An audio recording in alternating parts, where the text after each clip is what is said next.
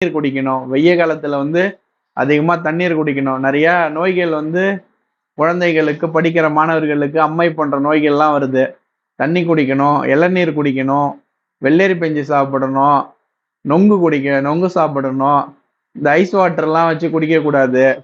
மண்பானையில தண்ணி வச்சு குடிக்கணும்.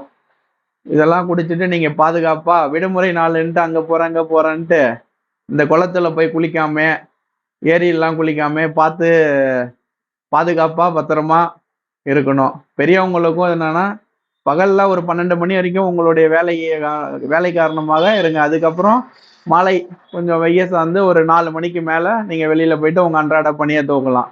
நாளுக்கு நாள் வெயிலுடைய தாக்கம் வந்து அதிகமா ஆகிட்டு இருக்கு. அனைவரும் பத்திரமாக, பாதுகாப்பாக இந்த கோடை விடுமுறை நாட்களை வந்து கழிக்கணும்னு கேட்டுக்கொள்கிறேன். நன்றி.